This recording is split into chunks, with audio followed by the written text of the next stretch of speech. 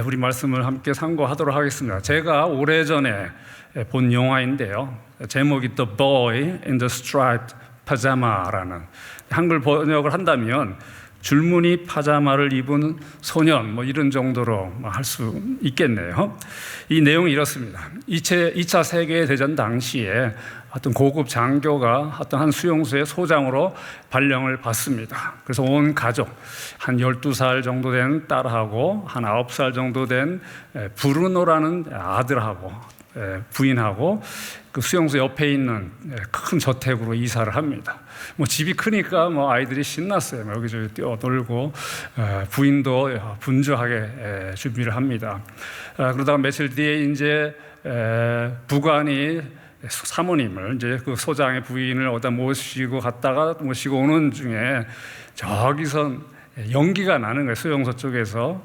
그래서 투덜거립니다. 아유, 저것들은 타는 냄새도 지독하네. 그 부인이 소설하게 놀라는 거죠. 그래서 남편에게 가서 따집니다. 아니, 당신 저게 유태인들 태우는 그 냄새 아니냐? 왜 이쪽으로 이사 왔느냐? 왜 가깝게 이사 가지고 우리 보고 그걸 보고 그 냄새를 맡고 살라고 하느냐? 막 울습니다. 어쩌겠습니까? 그렇게 사는 거죠. 시간이 흐를수록 그 아이들은 참 무료하죠. 재미도 없고 친구도 없고 가정교사가 있지만서도 특별히 브루노가 너무 답답해하는 거예요. 그러다가 여기저기 놀거리를 찾다가 쪽문으로 나가봅니다. 그러니까 저쪽으로 수용소로 연결이 됐어요. 쭉 걸어가다 보니까 그 철조망 안에, 그 울타리 안에 자기랑 비슷한 또래 아이가 파자마를 입고 앉아 있는 거예요. 파자마가 아니라 제수복이죠, 사실. 그래서 독일계 유태인인지라 서로 대화가 됐어요. 막 이야기하고, 그 다음에 공을 가져와서 안으로 던지면 또 안에서 바깥으로 던지고 너무 신나했고, 또 장난감 같은 것도 막 이렇게 같이 놀고 철조망 사이로, 또 브루노는 집에 이제 부엌에서 맛있는 걸 가져다가 과자도 주고 이렇게 지냈습니다. 근데 하루는 그 브루노 집에 높은 사람들이 찾아왔어요. 수용소 감사하는 날이었습니다.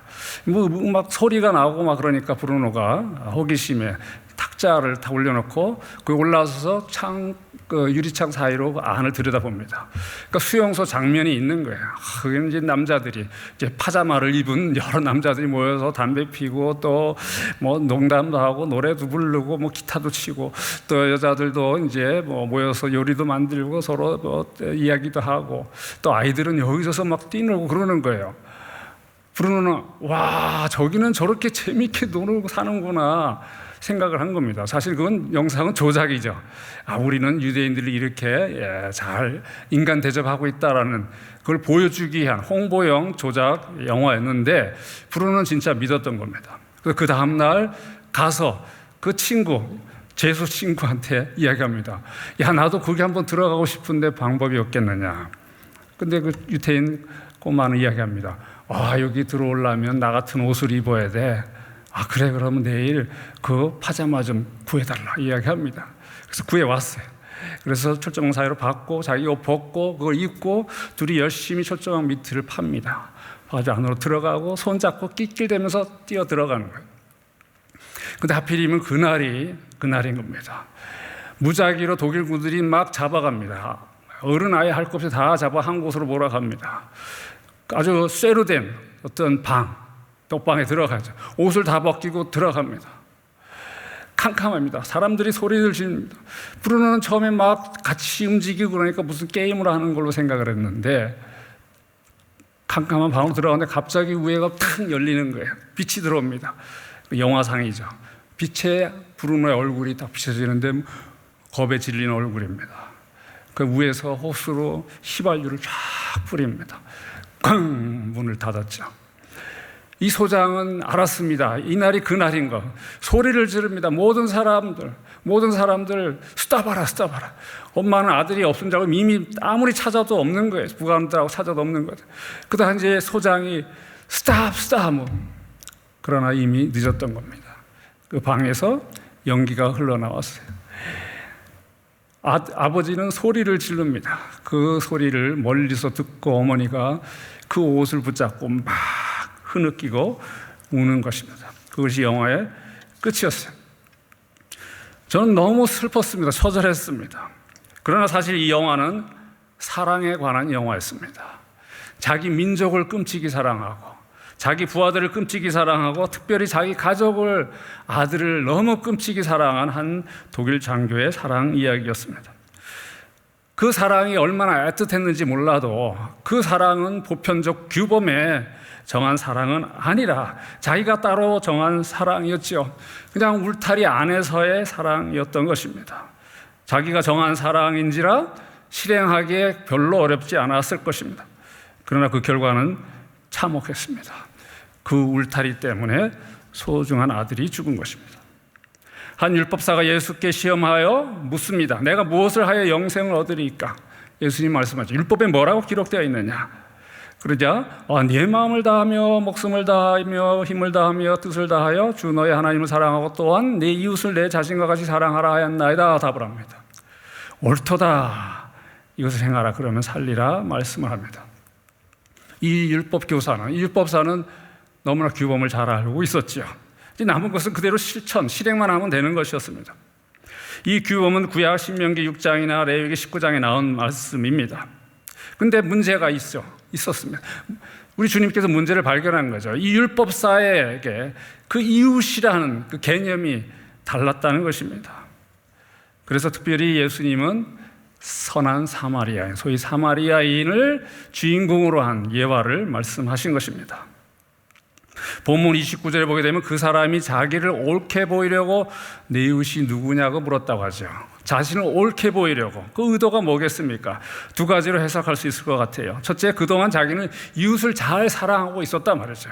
한번 물어봐라. 나는 하고 있으면 보여주겠다는 것이고, 그 다음에 둘째로는 자기 이웃이 정말 누구인지 주께서 알려주면 내가 얼마든지 사랑할 수 있겠다라고 보여주려는 그런 의도가 있었다고 생각합니다. 아무튼 이 율법사는 이웃 사랑에 대해서 자신하는 것 같아요. 왜 자신하겠습니까? 그의 이웃이 따로 있었기 때문입니다. 범주가 정해진 이웃이었기 때문이라 그 말이에요. 그 율법사에게는 사마리아인이나 이방인은 이웃이 아니었습니다. 예수님 그 유명한 선한 사마리아인 비유를 말씀하시죠. 어떤 사람이 예루살렘에서 여리고로 가다가 강도를 만났어요. 예루살렘에 갔다는 것은 유대인이었다는 것을 암시합니다. 그가 강도를 만났어요. 거반 죽게 됐습니다. 근데 뭡니까? 제사장과 레위인은 지나치죠. 사실 같은 유대인인데도 왜 지나칩니까? 그것은 율법의 시체나 피 흘리는 자를 만지면 부정한 것이기 때문에 그랬습니다. 그러나 사마리아인은 달랐죠. 자기 몸처럼 돌보고 자비를 베풀고 끝까지 책임을 졌습니다. 예수님께서 말씀하시죠. 누가 강도 만난 자의 이웃이 되겠느냐? 이 율법사는 사마리아인입니다라고 말하기가 힘들었을 거예요. 어떻게 사마리아인이 유대인의 이웃이 되냐 이 말이죠. 그런데 답은 해야 되지 않습니까? 자비를 베푼 자니이다. 요한복음 4장 9절에 보게 되면 유대인과 사마리아인은 상종을 하지 않는다고 이야기를 합니다. 그런데 예수님 뭐라고 말씀하시죠? 너도 이와 같이 하라. 율법사는 내 이웃이 누구냐고 물었는데 예수님 그 이웃이 누구냐고 알려주지 않으시고 네가 이웃이 되라고 말씀을 하신 것입니다. 이웃은 사랑할 대상이 아니라 내가 될 대상이라는 것입니다. 자기가 먼저 이웃이 될 때 자연스럽게 상대방이 내 이웃이 되고 이렇게 해서 이웃을 찾게 되는 것입니다.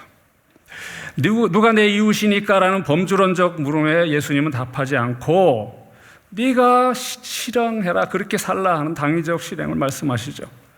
사랑할 이웃의 범주를 따로 정하는 것은 울타리를 치는 것과 다르지 않습니다. 내가 사랑할 이웃을 찾게 되면 내 기준이, 내 선별이, 내 비교가 반드시 들어갑니다. 그러면 그 울타리 안에 내가 골랐던 사람들 얼마든지 사랑할 수 있죠. 그리고 열심히 사랑하고 있다고 스스로도 착각하게 돼서 어떤 반성이나 회개는 없고 오히려 상당히 장안시하는 그런 사람이 될 것입니다. 여러분들이 잘 아시는 영국의 C.S. 루이스는 네 가지 사랑이라는 책에서 이렇게 말합니다. 제가 천천히 소개를 해드릴게요. 너희가 나를 택한 것이 아니라 내가 너희를 택했노라고 하신 그리스도께서 모든 그리스도인들에게 이렇게 말씀하실 수 있을 것입니다. 너희들은 너희 서로를 택한 것이 아니다. 내가 너희 서로를 위해 너희를 택했노라고 말입니다.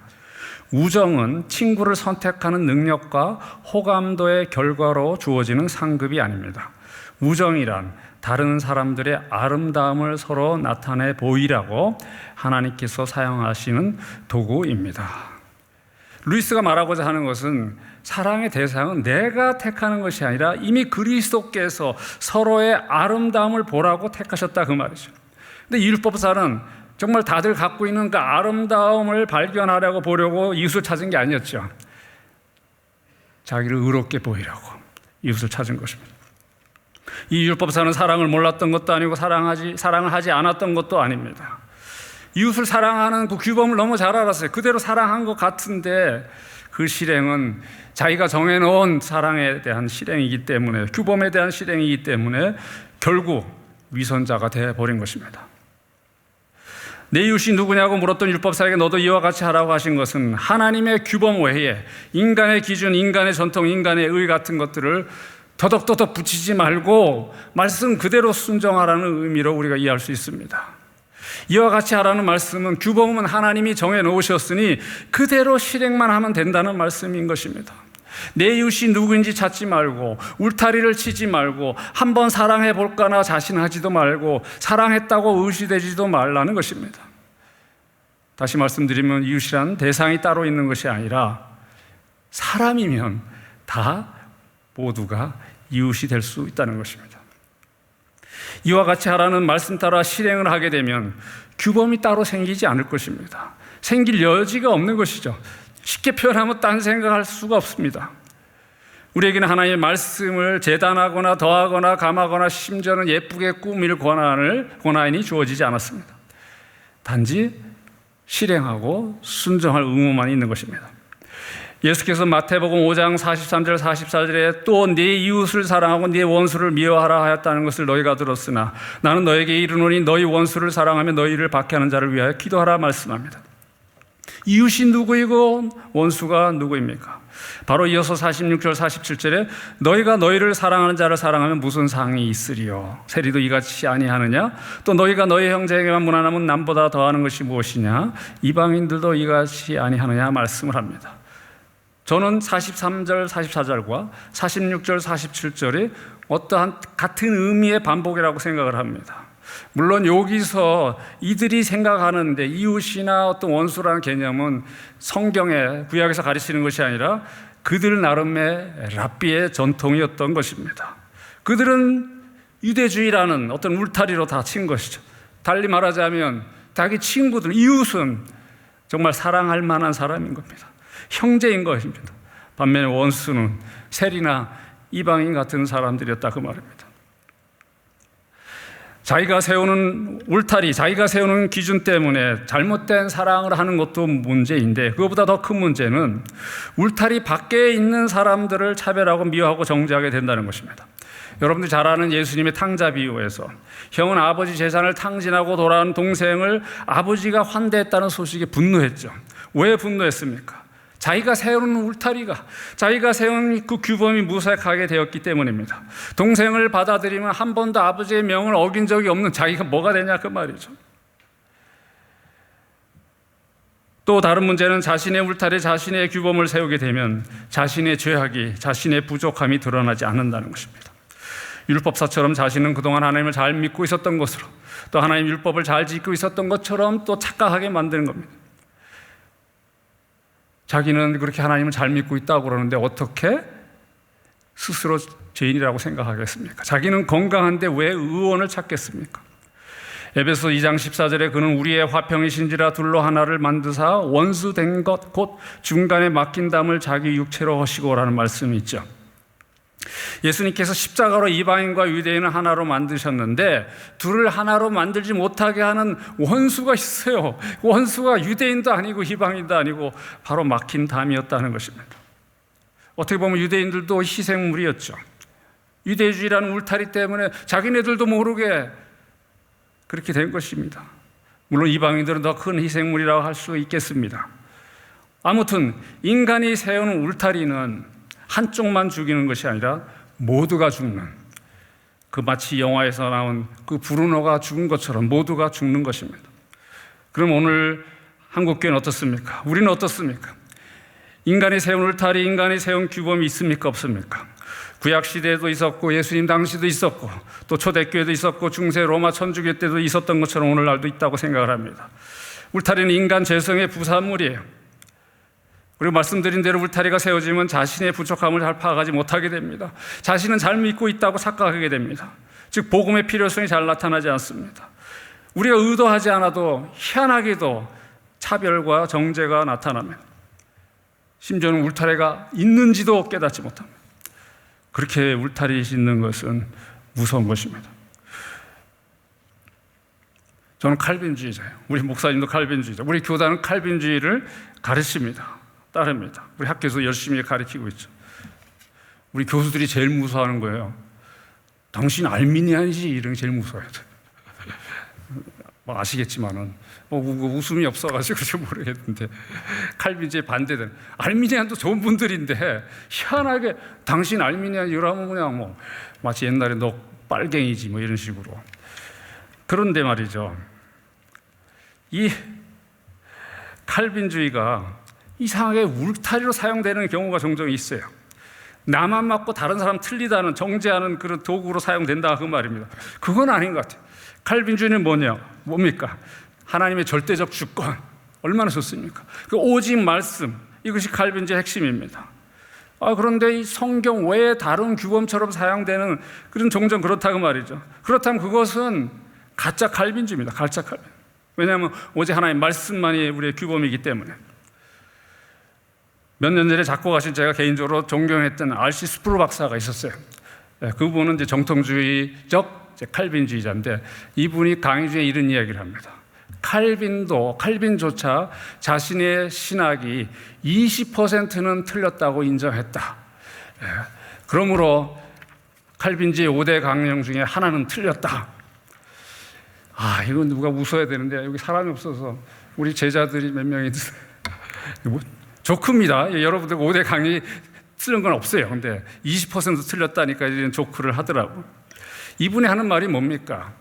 칼빈주의가 절대적이지 않다는 말이죠. 오직 하나님만, 그의 말씀만이 절대적이라는 것이죠.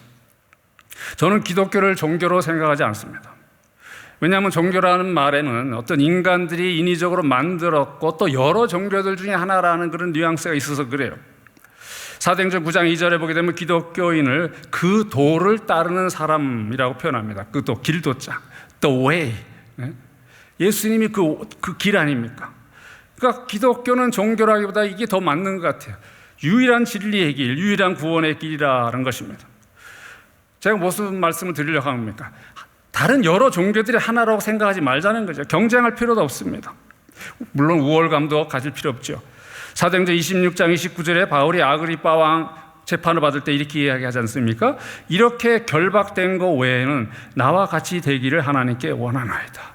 우리가 다른 종교 사람들한테 내가 좀 가난한데, 내가 좀 몸이 불편한데, 내가 별로 공부를 많이 못했는데 나는 이런데 이런 거 말고 나와 같이 되기를 원합니다라고 왜 말을 못 전해요?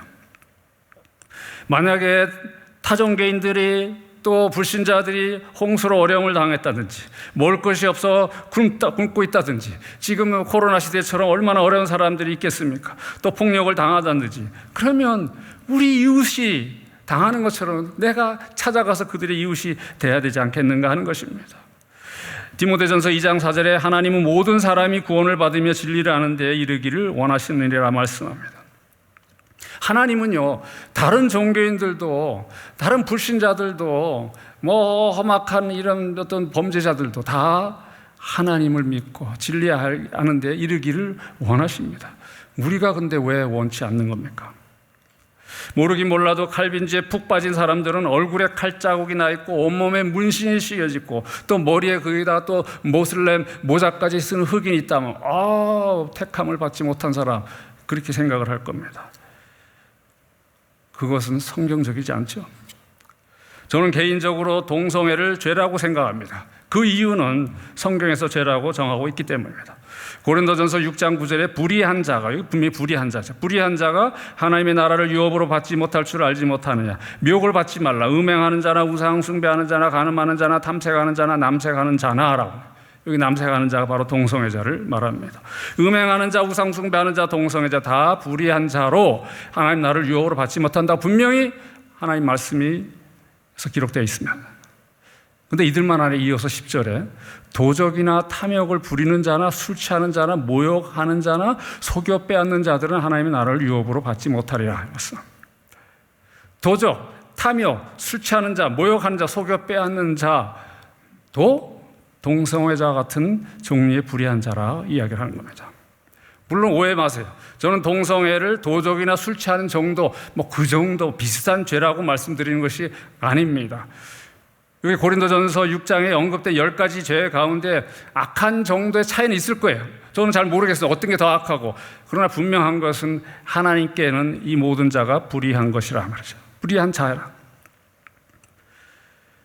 그런데 많은 기독교인들 가운데에 동성애자들을 짐승 취급하고 완전히 버림을 받은 자로 생각하는 분들이 많은 것 같아요. 글쎄, 저는 그렇게 생각하면 그건 거의 하나님 수준인데, 여러분도 아시겠지만 수십 년 동성애자로 있다가 회개해야 주의 종이 된 사람이 있어요. 이현아 목사입니다. 채플에 와서 설교를 할 때 저는 너무나 은혜 받았습니다. 그분은 아직까지도 동성애자를 위해서 사역을 전도를 하고 있습니다. 그분이 학교에 와서 이야기할 때 제발 동성애자들을 불쌍하게 좀 생각해 주세요. 짐승들이 아닙니다 라고 이야기를 했습니다. 또 제가 개인적으로 모셨던 분이 있는데 박진권 선교사님이요. 이분도 십수년 동성애자로 있다가 회개하고 돌아와서 신학을 하고 또 선교단체를 운영하고 있습니다. 아이미니스트라는 선교단체를 만들고 있네요.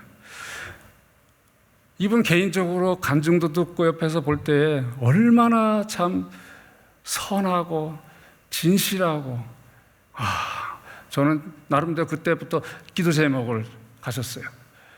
내가 어떤 목돈이 생긴다든지, 우리 아버님이 이제 한두 해 못 사시고 돌아가실 것 같은데 나이가 92세거든요. 저한테 떨어지는 게 뭐가 있을 거예요. 그러면 참 그 미니스트리에 좀 헌금을 하고 싶어요. 그 정도로. 제가 이렇게 말을 했다가는 동성애자를 짐승 취급하는 거룩한 사람들이 저보고 동성애를 옹호한다고 비판할지도 모르겠습니다. 저는 분명히 밝힙니다. 동성애를 옹호하지 않습니다. 하여튼 제가 약간 그런 비판들이 좀 있었거든요. 저는 분명히 죄라고 밝혔어요. 왜요? 성경이 그렇게 말씀하고 있기 때문입니다. 그러나 동시에 저는 아직도 동성애자들도 하나님의 형상을 입고 있다고 확신합니다. 왜요? 성경이 그렇게 말하고 있기 때문입니다. 또 동성애자들도 예수와 성령 안에서 씻음과 거룩함과 의롭다함을 얻을 수 있다고 확신합니다. 왜요? 성경이 그렇게 말씀하고 있기 때문입니다. 이렇게 성경의 가르침을 뒤집을 수 있는 것은 오직 자기가 세운 규범, 자기가 친 울타리뿐이라고 생각합니다. 그 안에서는 소위 성경이 어쩌다 이런 게 잘 들어오지도 않습니다. 좀 고루 봐야죠. 성경 전체를 봐야죠. 그 울타리 안에서는 자기 잘못은 잘 안 보이거든요. 남의 잘못만 잘 보이고 말이죠. 만약 울타리가 없었다면 손가락 하나 움직이지 않을 사람이에요. 그 울타리에서는 얼마나 열심히 있는지.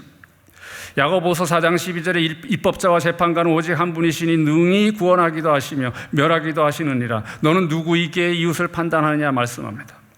울타리를 치는 것은 입법자와 재판관이 되겠다는 것과 다르지 않다는 겁니다. 우리에게는 아직 죄성이 남아서 우리는 늘 매일같이 몸을 복종시켜야 됩니다. 그렇지 않으면 우리도 모르게 울타리를 만들고요, 어떻게 하나님의 말씀을 내 식으로 해석하고 정당하고 이에 따라 남을 판단하고 또 실천하게 되면 그 울타리 안에서 실천하게 됩니다. 우리가 언제 규범을 따로 만들어 언제 울타리를 쳤냐라고 생각할지 모르겠지만 여기 야고보서의 말씀에 따르면 이웃을 판단하는 너가 바로 입법자의 재판관이라고 경고를 하고 있습니다. 솔직히 하나님 말씀 따라 실행하는 것은 너무나 힘듭니다. 선뜻 나서지 못하게 하는 죄성이 우리 안에 있기 때문에 우리 주변에 분명 다음 달 월세를 못 내 한숨만 쉬는 사람들이 있을 겁니다.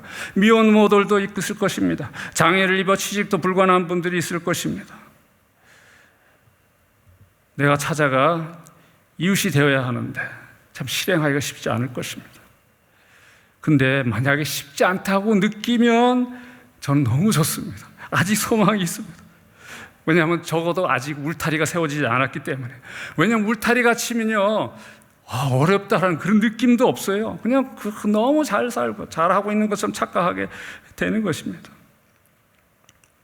제발 우리는 이렇게 살지 않았으면 좋겠습니다. 우리에게는 이미 규범이 있습니다. 내 입맛에 따라 규범을 바꾸지 않았으면 좋겠습니다.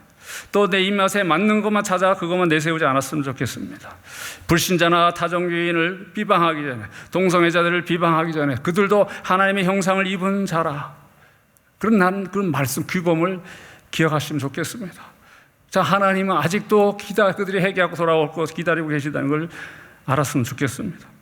야고보서 1장 21절에 그러므로 모든 더러운 것과 넘치는 악을 내버리고 너희 영혼을 능히 구원할 바 마음에 심어진 말씀을 온유함으로 받으라라고 말씀합니다. 이미 말씀이 우리 마음에 심어졌다는 것은 우리가 임의대로 정한 규범을 의미하는 게 아니죠. 하나님 말씀이 우리에게 주어졌고 우리는 그 하나님 말씀을 알고 있다는 겁니다. 가까이 있다는 겁니다. 그래서 그 앞에 18절에는 이렇게 하반절에 이렇게 말씀합니다. 자기의 뜻을 따라 진리의 말씀으로 우리를 낳으셨느니라. 그 말씀이 우리 마음에 심겨졌다고. 우리는 단지 뭐예요? 온유함으로 그 말씀을 받으라고 이야기합니다. 우리 복잡하게 살지 않기를 원합니다. 그냥 들은 말씀대로, 심겨진 말씀대로 살면 되겠습니다. 삼위 하나님은 우리의 창조주가 되시기를 원합니다. 우리의 통치자가 되시기를 원합니다. 그렇게 해드리십시다. 저는 너무 참 감사했던 것은 짧은 광고 시간인데 여러분들의 그 사역하는 거 보고 너무 감동했어요. 차별 없이 모든 힌두교나 그쪽의 나라나 또 여러 나라들 차별 없이 사역을 하시는 걸 압니다. 계속 그렇게 하고 또 여러분도 개인적으로도 삶 가운데 그렇게 했으면 좋겠습니다. 참으로 하나님이, 우리 주님이 우리의 통치자가 되기를 원하십니까? 유일한 방법은 말씀을 온유함으로 받아 그대로 실행하는 것뿐입니다. 내가 먼저 이웃이 되면 이웃이 누구냐는 물음을 던지지 않게 되겠죠. 내가 먼저 실행하면 나의 규범이 따로 만들어지지 않을 것입니다. 기도하시겠습니다. 하나님, 우리도 아무 소망이 없던 자였고 허물과 이미 죽었던 자들인데 아무 내세울 것도 없는데 하나님이 주권적으로 일방적으로 우리를 찾아오셨습니다. 우리의 이웃이 되어주셨습니다. 우리도 그렇게 살기를 원합니다. 이미 우리 마음에 하나의 말씀을 심어주셨습니다. 말씀으로 우리를 낳으셨습니다. 우리는 말씀으로 중생을 먹고 말씀으로 소망을 얻고 새 생명을 얻었습니다. 우리 주님이 그렇게 만드셨습니다.